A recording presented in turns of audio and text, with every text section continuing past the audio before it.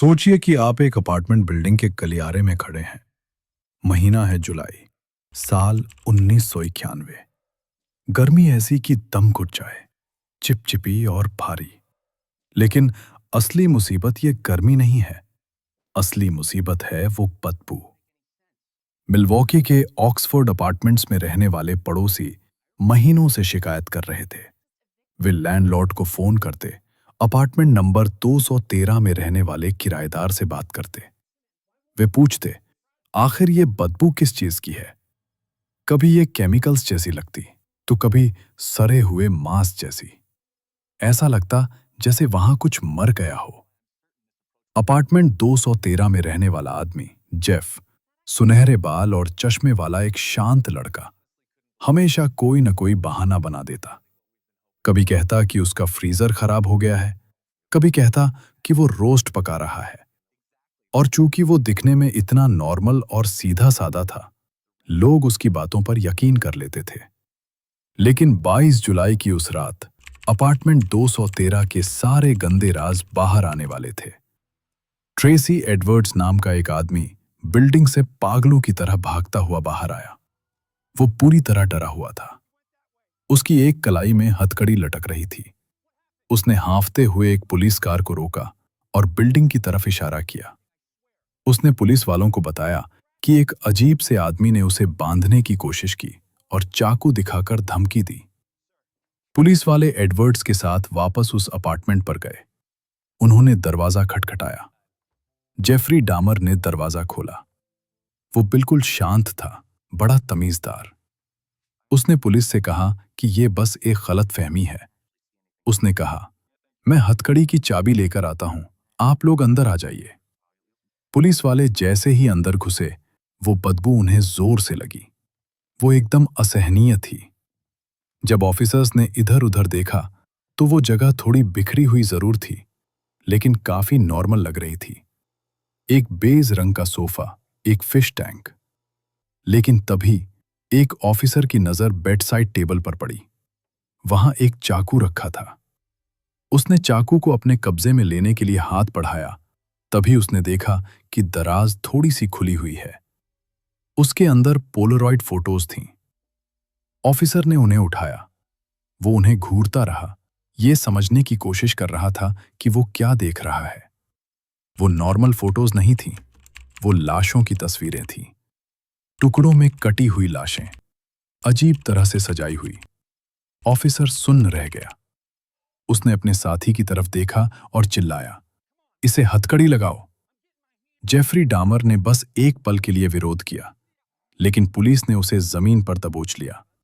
और जैसे ही उसे ले जाया गया, पुलिस ने बाकी अपार्टमेंट की तलाशी लेनी शुरू की। उन्हें वहां जो मिला, उसने एक साधारण मर्डर केस को ऐसे बुरे सपने में बदल दिया जिसने पूरी दुनिया को हिला कर रख दिया। उन्हें कोने में एक नीला बैरल मिला जो एसिड और हड्डियों से भरा था।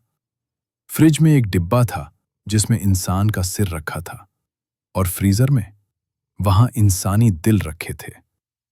यह सिर्फ एक कातिल नहीं था, ये एक ऐसा आदमी था जो अपने अपार्टमेंट को मौत की फैक्ट्री बनाने की कोशिश कर रहा था। लेकिन हम यहां तक कैसे पहुंचे, डरावनी चीजों से भरे इस कमरे तक? यह समझने के लिए हमें पीछे जाना होगा।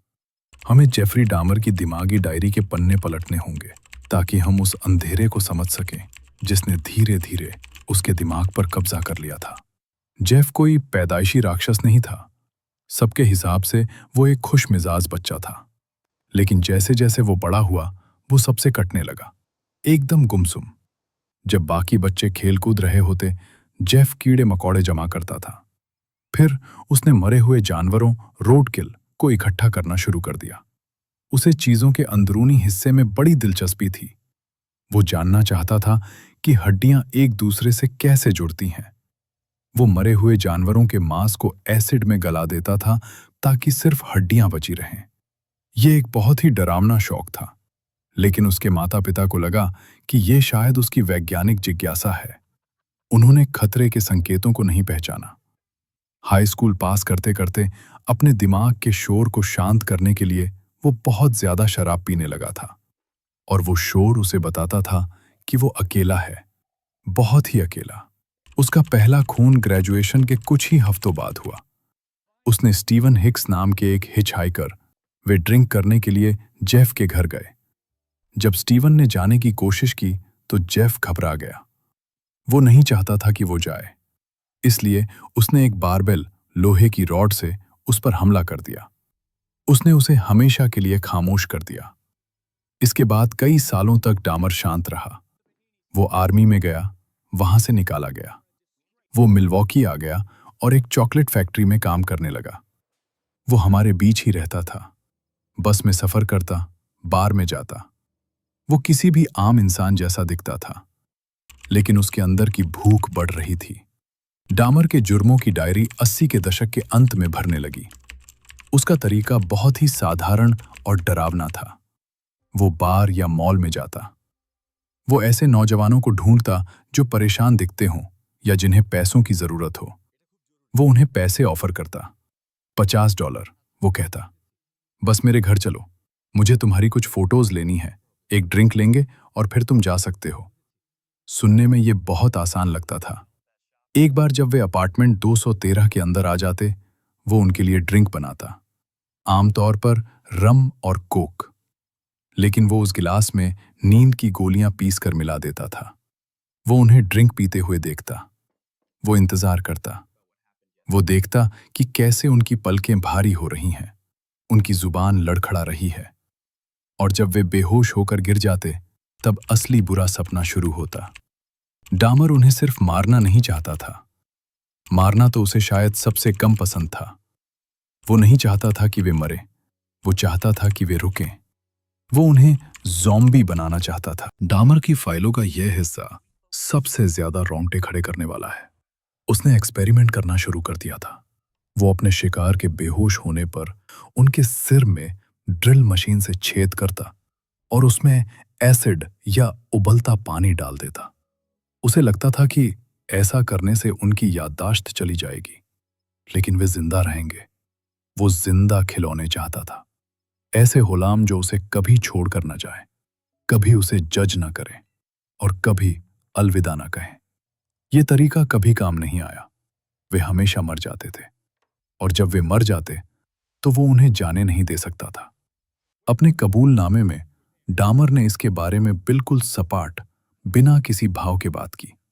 उसने कहा कि अपने शिकार के शरीर के हिस्से, खासकर दिल या बाइसेप्स खाने से उसे महसूस होता था कि वे हमेशा के लिए उसका हिस्सा बन गए हैं।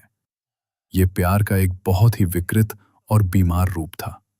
उसका मानना था कि अगर वो उन्हें खा लेगा तो वे उसके शरीर के अंदर जिंदा रहेंगे। वो फिर कभी अकेला नहीं होगा। वो उनकी खोपड़ियों को पेंट करके रखता था ताकि वे चमकदार प्लास्टिक जैसी दिखें। उसने अपनी अलमारी में हड्डियों से एक मंदिर बनाने का प्लान बनाया था, जहां बैठकर वो उन लोगों की यादों के बीच ध्यान लगा सके जिन्हें उसने मारा था। शायद इस पूरी टाइमलाइन का सबसे दुखद पल, वो पल जो इस फाइल को पढ़ने वाले हर शख्स को परेशान करता है, वो है कोनेरक सिंथासोमफोन की कहानी। कोनेरक सिर्फ 14 साल का था। डामर उसे बहला फुसला कर ले आया था। उसने उसे ड्रग्स दिए, लेकिन किसी वजह से डामर एक पल के लिए स्टोर जाने के लिए अपार्टमेंट से निकला। जब वो गया हुआ था, लड़का जाग गया। उस दृश्य की कल्पना कीजिए। लड़का नशे में धुत है, उसने कपड़े नहीं पहने हैं और वो लड़खड़ाता हुआ गली में बाहर आता है। 2 महिलाएं उसे देखती हैं। उन्हें समझ आ जाता है कि कुछ तो गड़बड़ है। वे पुलिस को बुलाती हैं। पुलिस आती है, लेकिन ठीक जब वे लड़के की मदद करने की कोशिश कर रहे होते हैं, डामर वापस आ जाता है। वो शांत है, वो मुस्कुराता है। वो पुलिस वालों से कहता है, ये मेरा बॉयफ्रेंड है, बस नशे में है। हमारा प्रेमियों वाला झगड़ा हुआ था, मैं इसे वापस अंदर ले जा रहा हूं। लड़का नशे में इतना ज्यादा है कि वो बोल नहीं सकता, वो चिल्ला नहीं सकता, वो बचाओ नहीं कह सकता। और पुलिस, वे डामर पर यकीन कर लेते हैं। वे उस परेशान टीनेजर और चिंतित पड़ोसियों की बात सुनने के बजाय उस शांत गोरे आदमी की बात मान लेते हैं। वे खुद उस लड़के को वापस उस अपार्टमेंट के अंदर छोड़कर आते हैं। वे उसे वापस कसाई खाने में ले जाते हैं। वे डामर को दरवाजा बंद करते हुए देखते हैं। अगर उन पुलिस वालों ने सिर्फ एक बैकग्राउंड चेक किया होता तो उन्हें पता चल जाता कि डामर एक रजिस्टर्ड अपराधी है।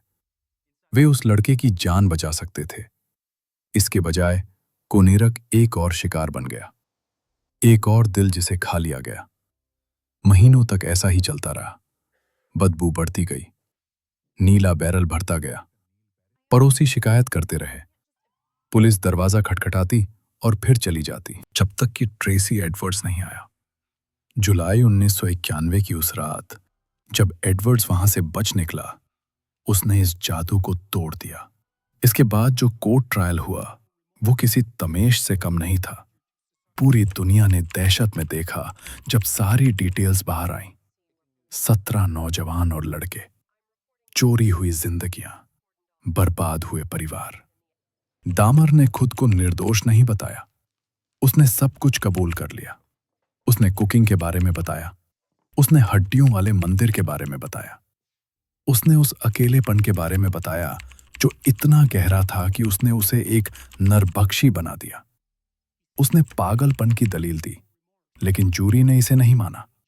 उन्होंने एक ऐसे आदमी को देखा जो शातिर था, जो जानता था कि अपने गुनाहों को कैसे छिपाना है। उसे लगातार 15 बार उम्र कैद की सजा सुनाई गई। पैरोल की कोई गुंजाइश नहीं थी, लेकिन जेफरी डामर का जेल में समय बहुत छोटा था। वो जानता था कि वो ज्यादा दिन नहीं टिकेगा। खबरों के मुताबिक उसने लोगों से कहा था कि वो जीना नहीं चाहता। उसने मौत से समझौता कर लिया था। 28 नवंबर 1994 को डामर को 2 अन्य कैदियों के साथ जेल का जिम बाथरूम साफ करने का काम दिया गया। उनमें से एक था क्रिस्टोफर स्कारवर। स्कारवर ने वेटरूम से एक लोहे की रॉड अपने कपड़ों में छिपा रखी थी। उसने गार्ड्स के जाने का इंतजार किया। उसने डामर को कोने में घेर लिया। उसने उससे पूछा कि क्या वो कहानियां सच हैं? क्या उसने सच में उन लोगों के साथ वो सब किया था? डामर ने भीख नहीं मांगी, उसने लड़ाई नहीं की, उसने अपनी किस्मत स्वीकार कर ली। स्कारवर ने वहीं ठंडे फर्श पर उसे पीट पीट कर मार डाला। जिस आदमी ने मासूम पीड़ितों की खोपड़ियों में ड्रिल किया था, एक क्रूर न्याय के तहत उसका खुद का सिर कुचल दिया गया। जेफरी डामर की कहानी सिर्फ खून खराबे की कहानी नहीं है। ये एक कहानी है कि कैसे बुराई हमारी नजरों के सामने छिपी रह सकती है। ये एक ऐसे आदमी के बारे में है जो नॉर्मल दिखता था, तमीज से पेश आता था और एक साधारण अपार्टमेंट बिल्डिंग में रहता था, जबकि उसके बंद दरवाजे के पीछे एक निजी नरक चल रहा था। ये हमें याद दिलाता है कि हम कभी भी सच में नहीं जान पाते कि हमारे बगल वाले कमरे में क्या हो रहा है। हम कभी नहीं जान पाते कि इंसानी दिल में कितना गहरा अंधेरा हो सकता है। तो ये केस यहां खत्म हुआ। अगर आप सहमे हुए हैं तो मैं माफी चाहता हूं। Welcome to Crime Reveals.